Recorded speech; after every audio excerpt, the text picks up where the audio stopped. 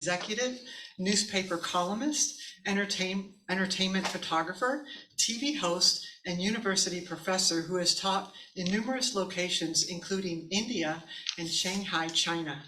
Bill has published numerous articles based on his world travel and study, and has authored the book entitled A Cat's Tale, A Journey of Spiritual Discovery, a self-help manual which explains how to live and enjoy a better life. In an increasingly complicated world, Bill helps individuals cope and enjoy their life's journey. Bill is a member here of the Church of Living Spirit, and he states, "In this world, you get to choose happiness or sadness. Why not take the scenic tour and let your spirit soar?" I love that. Last time he talked, he's a little bit of a humorist too, and I'm sure he'll put some of that in his talk today too. And thank you for being here today, Bill Angus. If you're feeling a bit warm, you're not getting sick. I find this kind of warm today. I'm from a community which is about 4 hours north of Toronto called North Bay. And up there, if it was 40 degrees Fahrenheit, we thought that was a heat wave. But it's going to be a warm one here today, I think. I think I found a home here in Lilydale. I really love the place. And usually I would comment on the person who made the introduction and comment about what they said. I'm not going to do that today. I would rather like to compliment Nancy on her incredible work that she does for the church. I've seen her put her heart and soul into this church, and for that, I express my gratitude. So thank you, Nancy.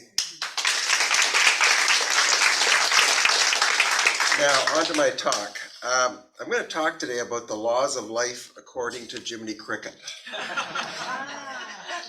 Now, it's a delight for me to be here today because I do talks in other locations, in particular the Prisoner Education Release Program. And this is such a nicer venue to come to. When you go into some of the prisons, the guards take their guns and lock them up, and you go in without guns, and I'm going, I'm not going in there without a gun. And of course, the fear is that the prisoners will get the guns and then shoot you. Which in my case, I could see that happening. I'm not really good with guns. But anyways, has anybody heard me speak before? Oh, okay. Was it here or at the prison? Okay, I know a few of you have probably never been to prison, so. Anyways, I've fallen in love with Lilydale and the cats. This church mesmerized me when I first came. I don't know, I came in and I sat down and I thought it was different. Now, I've never gone to church. I've been a member of this church for over 2 years, but you could count the number of times I've been in church on your fingers of 2 hands. Even if you're missing a couple fingers, you could count the number of times I've been there, and usually it was a wedding or something. So this was really different for me to come here and experience sort of the happiness here and the friendliness. It is very unique, at least from my experience. It was interesting too that Nancy would say, okay, here's a song we all know. And then you guys would start singing songs I never heard of. And it was kind of strange. And if you stood close to me, you'd notice I sing in a whisper for a number of reasons. 1, I don't know the words. 2, I don't know the tune. And 3, my wife used to say that when I sang, it soured the milk in the fridge. So once I was totally confused, everybody got up and they formed a circle and held hands. And of course, my feeling was, this is a strange place to play Red Rover. It's kind of confined. You know, Red Rover, send the Reverend over. But then I realized it was something a little bit different, but I am learning as we go along. I really enjoy the freedom of worship here, the peacefulness, and the atmosphere of love and friendship. Now, Jiminy the Cricket was a talking cricket, and I was about 4 when I guess I first experienced talking cricket. I thought he was cool. I thought he dressed in a snazzy fashion. Of course, he dressed as a hobo, but I didn't know that. And he seemed smart and articulate. Now, a lot of times I'd listen to the song, and somehow that got embedded in me. And when you think about the song, and I'll explain some of the meaning of the song, it really tells you how to live your life. And other kids like Donald Duck, but I was always cautious of Donald because I don't know if it bothered you, but did any of you notice he never wore pants? The good life only requires three things. One, you got to have a dream or a wish. You know, you wish for something, or you have a dream that you're going to get something. Two, you actually have to ask. And then three, you may have to put a little effort in. And when I say effort, I'm talking about, you know, people are born and they have natural abilities to play sports. They're a baseball player or whatever. And they're incredibly good, but they have to practice. And Wayne Gretzky, he was a kid, a lot of natural ability.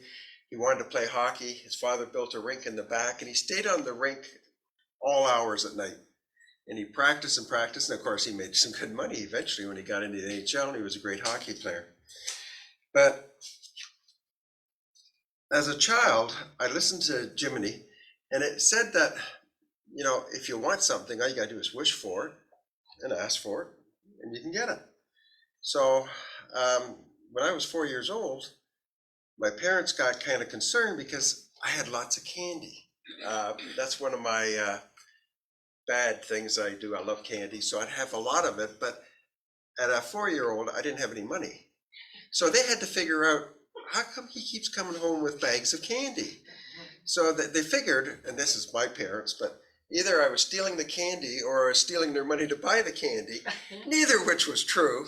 So they tailed me one day. Now, at 4 years old, I'd get up in the morning, put on my cowboy hat, and I'd say, okay, I'm off. I'll see you sometime later today. Now, we're going back to the early 50s. That was allowed back then. I mean, I'd wander all over the city. And so one day they tailed me. So I guess I was walking down the street. I didn't notice them, but they're hiding behind trees and bushes. And I went into a store and I came out with a big bag of candy. So after I continued on my way, because I had other business, and they go into the store and they say, that little boy that was in here, he came out with candy. They say, oh yeah, how did he pay for it? And they said, oh, he never pays for it. He just gets the candy and we give it to him.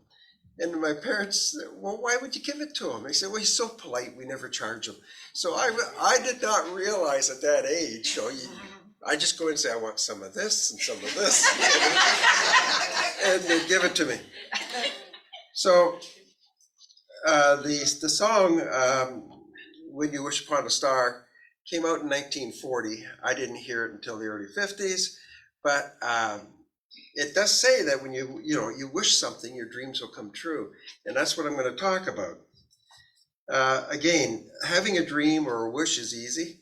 Asking for it to materialize is pretty easy. And all you have to do, and when I tell people if they really want something, when you go to sleep at night, think about what you want and visualize it actually happening.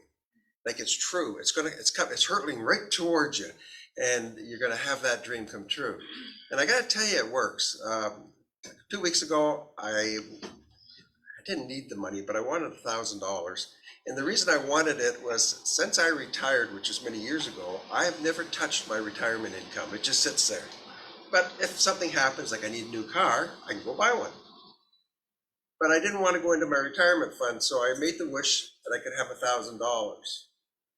And then last Saturday, I made $1,040 at a sports card show that I was doing. I couldn't quite figure out, why did I get $40? I asked for $1,000, but I got $1,040. And then it dawned on me, my table cost me $40. So it netted out to $1,000. But I know this sounds crazy, but it does happen. I wished once that I'd win a lottery. I won a lottery. If you believe, and everybody that wins a lottery always says, they said, did you ever think you'd win? Of course, I wouldn't have bought the ticket if I didn't think, you don't buy tickets if you think you're gonna lose. So when Jesus was here, he had a number of apostles. Now, they didn't all make the Bible. They didn't put them all in. And those that they put in, were severely edited. But if you listen to certain sections, and when you think about it, how many times did they talk about this if so many references ended up in the Bible? In Mark 11:24, oh, I hear air. Oh, that's so nice. I wished for that, you know?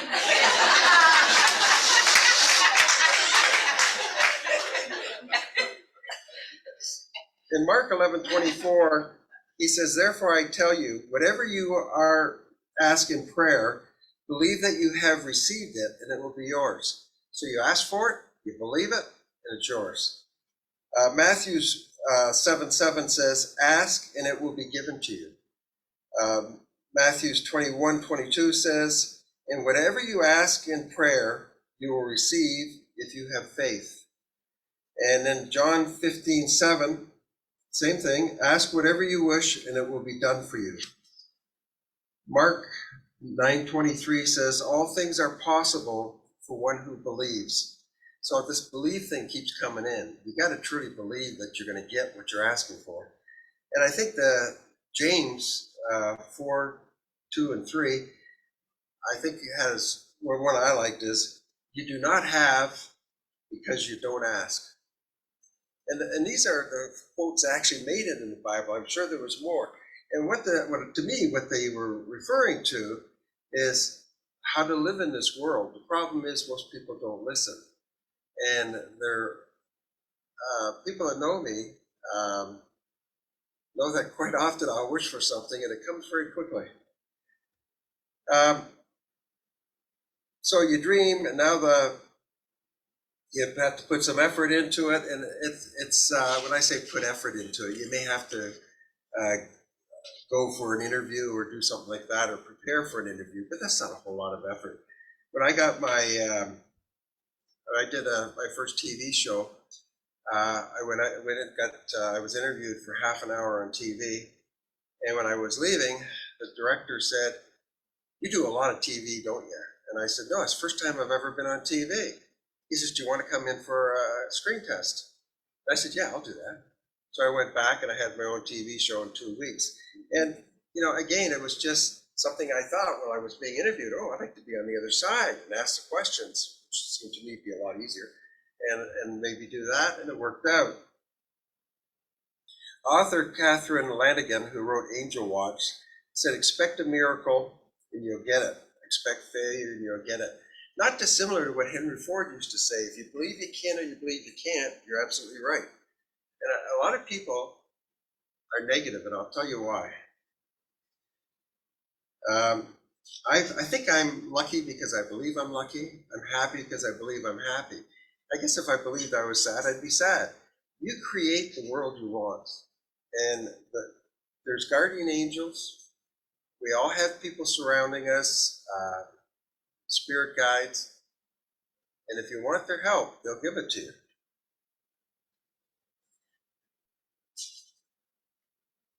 I realized that there was a trend here as I got older because I was getting things I wanted. Now, I didn't ask anybody specifically to help me out, but I would sometimes just look at the heavens and say, "Hey, come on, help me out here. I need a little assistance," and it would come. And it's I felt I've lived a charmed life, and I've been manifesting my life by following what the Bible says, and in essence, what Jiminy Cricket said, as I've lived through my life. Now, I don't believe in evolution, and Charles Darwin actually said he wasn't sure he was correct. But we all ignore that because scientists wanted to prove that evolution was there. And I think it's sort of like we have evolution, then they can fight against the belief in God. And I think it's created a bit of a problem. But I do believe we evolve. So take your mind back to thousands of years ago, eons ago, and there are cave dwellers. And one morning a cave dweller wakes up and he decides he's going to go down and get a drink of water out of the river. So he starts going down the hill to the river, and behind a bush he sees a dark object. Doesn't know what it is, it's just a dark object behind the bush. Now, he can do two things. He can walk onto the water, and if it's a saber-toothed cat behind the bush, That's the last mistake you'll ever make. If it's a rock or something, it'd be different. So anyways, he runs back to the cave, he gets a spear. And then he starts walking back down to the river. And if it turns out to be a rock, then sure, all the other cave people will laugh at him and maybe he'll pick up the name Mr. Poopy Pants. But it's something that we have in us. And it's called a negativity that's been developed over a period of time. It was a survival technique. And for people to survive, they have to think about all the possibilities. That rock could have been a saber-toothed cat or saber-toothed tiger. And we have this continuous lineage where we've developed a negativity bias. There are 3 parts of our brain that think negative. And we all have the 3. And sometimes we become obsessed with that. It's always looking for what could go wrong.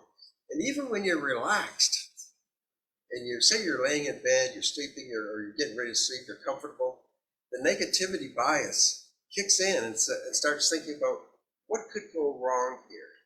And it's amazing how much people think about what could go wrong. Great survival technique when we were living in caves, not so handy now. So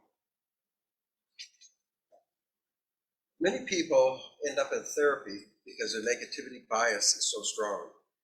And they say, my life is a train wreck. And I've heard so many people talk about their life being a train wreck.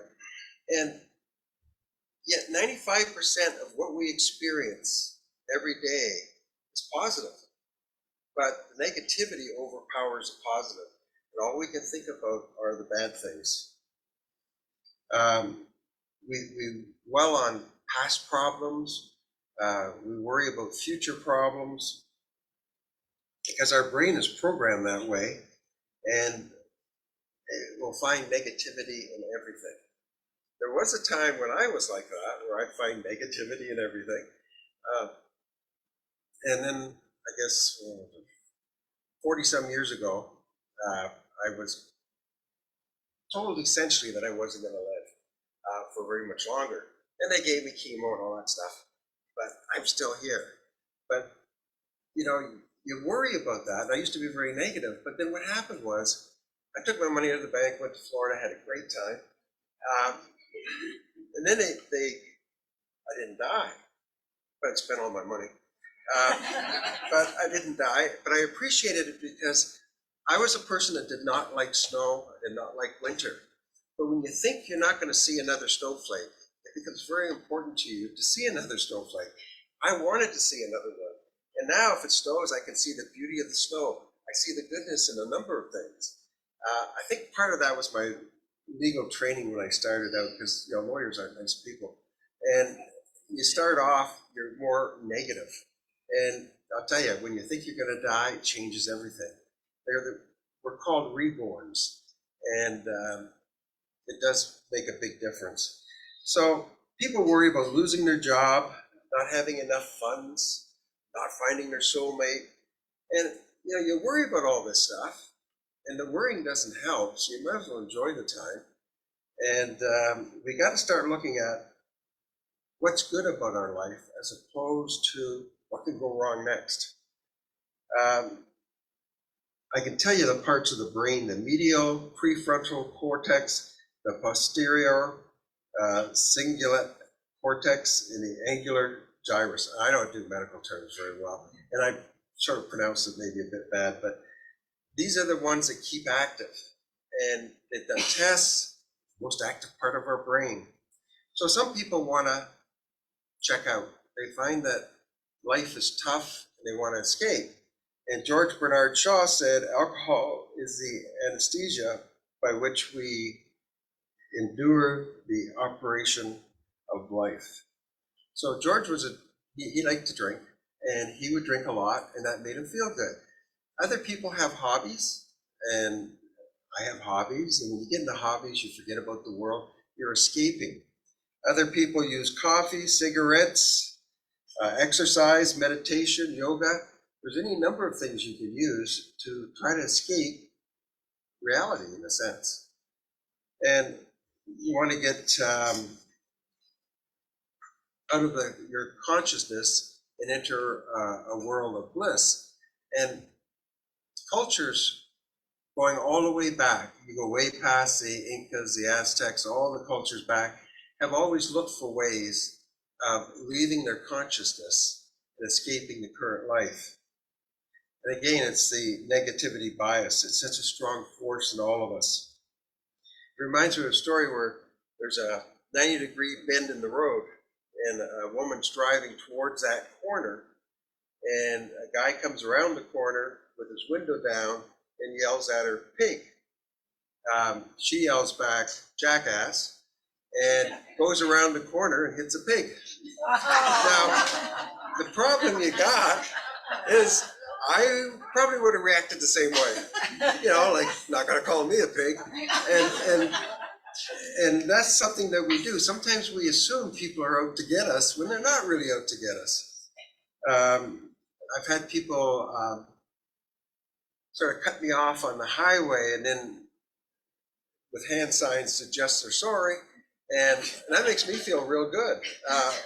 Better than when they give you a one finger, like I'm number one. So we need to overcome our negativity and concentrate on appreciating what we have and creating what you want. You merely have to ask and help us anxiously awaiting.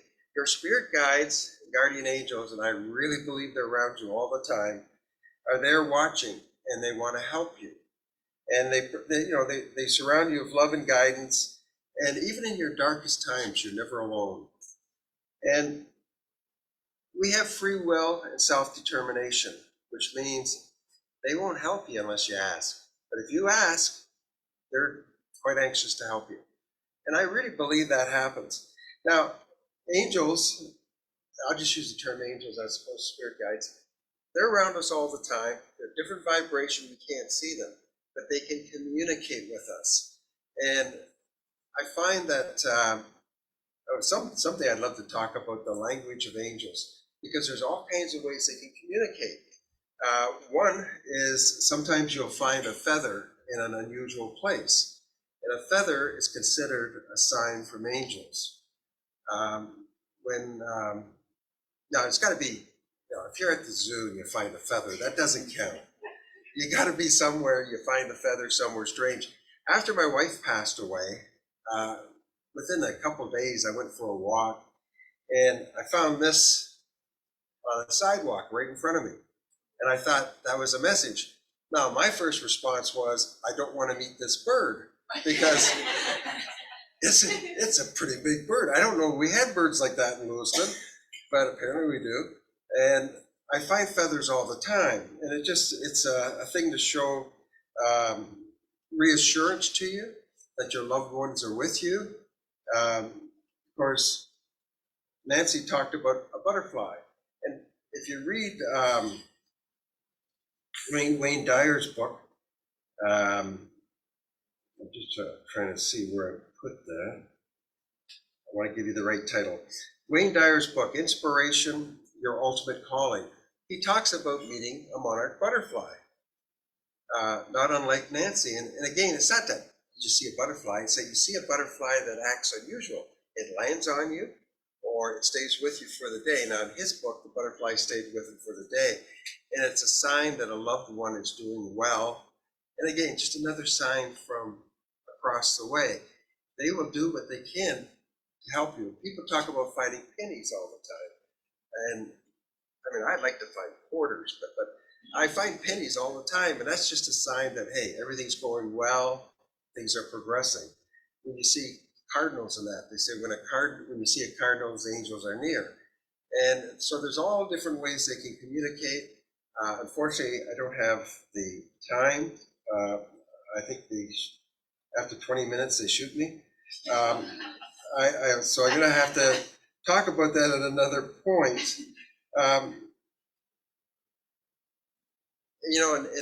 we have barriers. We pick up barriers as we grow older. Babies and cats often don't have those barriers yet, and they're on a different vibration, and they can see things we don't see. If you've ever had a cat, and I find this unnerving, where you're sitting in a house or a living room, and the cat all of a sudden sits up and stares at nothing. And you're looking to see, is there a bug on the wall? Is there something somewhere? What am I missing? And they're seeing something. And babies do that all the time, where they'll start looking at something, nothing there, but they're giggling and very happy because they're seeing something. But as we get older, sometimes we get these blocks that develop around us, and we don't sort of see. I'd love to be able to see the angels, but we don't get to see them. I once wanted to make a salient point to Nancy, and I said, I wish I hadn't taken 70 years to learn what I've learned. And you know what that means. And Nancy said, yeah, you're a very slow learner. Now, well, certainly a valid observation. That wasn't the one I was going for. What I was going for is that it's never too late to learn. It's never too late to change. You can change your life right now if you want to, or you can do it tomorrow, or you can do it in a couple of days, but you can change it. And your spirit guides will do everything they can to help you once you ask them for the help. And life is really quite simple. We're all here to learn to love and accept love. And I sank into my dreams years ago. And it's been wonderful. It's been great. I've been on this earth for 8 different decades. I started out in the 40s. I'm still here. And it's been a great trip. And I think I've picked up a lot of things on the way. You can seize right now the person you want to be, and everything you've dreamed of is within your reach. And I'd like, you have to acknowledge your angels, ask them for help. You should thank them as well. I always make sure I thank them. And that's the secret to life, and that's what's in the Bible. And that's what Jiminy Cricket said as well, if you don't want to believe the Bible. But you can welcome a new realm of love and light into your life. And as I say, thank them. Thanks for being such a good audience. I appreciate it. And God bless. I close with love, light, and gratitude. And thank you very much.